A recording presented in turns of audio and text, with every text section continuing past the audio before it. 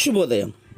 Global బెతేనియా Calvary ministry తరపున ఈ ఉదయకాల సమయం అందు మరొకసారి మీ అందరితో కూడా కలుసుకొని దేవుని యొక్క పరిశుద్ధమైన మాటలు ధ్యానించటకును దేవుడు నాకు ఇచ్చిన విలువైన అవకాశమును బట్టి దేవునికి ప్రత్యేకమైన వందనాలు తెలియజేసుకుంటూ ఉన్నాను.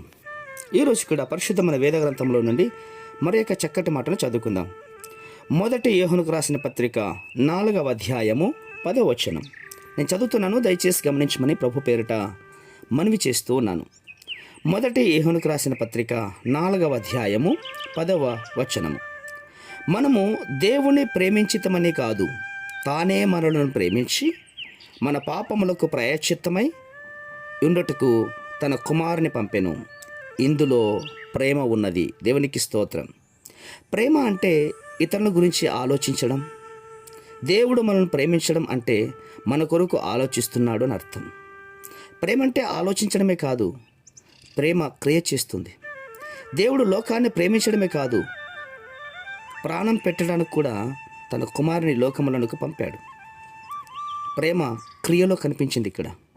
అవును, యేసుక్రీస్తు సిలువే ప్రేమకు నిలయం. సిలువలో ప్రేమ సహించింది, సిలువలో ప్రేమ మరణం జయించింది, సిలువలో ప్రేమ నెరవేర్చింది, సిలువ నుండి ప్రేమను ప్రవహించింది. ప్రేమ అంటే ఇతరులకు క్షేమం కోరటం. ప్రేమ అంటే ఇతరుల బాధలను భరించడం. ప్రేమ అంటే ఇవ్వడం.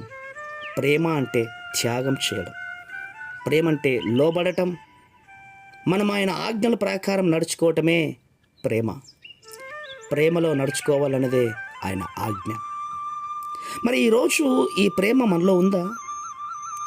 నీవు నీ పూర్ణ హృదయముతోనూ, నీ పూర్ణాత్మతోనూ, నీ పూర్ణ వివేకముతోనూ, నీ పూర్ణ బలముతోనూ నీ దేవుడైన యెహోవాను ప్రేమిస్తున్నావా? అలా ప్రేమించాలన్నటువంటిదే ప్రధానమైన ఆజ్ఞ. నిన్ను వలె నీ పొరుగువాన్ని ప్రేమించాలి అన్నటువంటిదే రెండవ ఆజ్ఞ.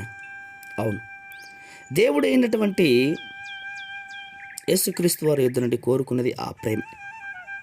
ప్రేమను పాడు చేసేది పాపం. పాపములో ఉన్న హృదయములో పరిశుద్ధమైనటువంటి దేవుడు ప్రేమ ఉండదు. కాబట్టి ఒక పాపి ప్రేమించలేడు. అతడు దేవుని ప్రేమను కలిగి ఉండలేదు అని అర్థం. ఆ ప్రేమను అర్థం చేసుకోలేదు కూడా.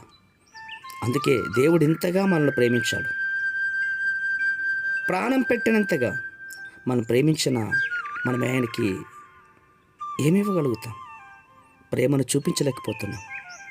ఆయనను మనం పాపులమై ఉండగానే ప్రభు మన కొరకు చనిపోయాడు. మనము శత్రులై ఉండగానే ఆయన మనల్ని ప్రేమించాడు. మన హృదయం ప్రేమతో నింపబడటానికి ముందు కలవరి ప్రేమలో వేలాడుతున్న యేసయ్య యొద్ద మన సకల పాపంలో ఒప్పుకోవాలి. క్రీస్తు రక్తంలో కడగబడిన హృదయంతో నుండి ప్రేమను తనంతట తానే ఉద్భవించుకోవాలి. ఇదే నిజమైన ప్రేమ. అట్టి ప్రేమ మనందరిలో ప్రవహించునుగాక.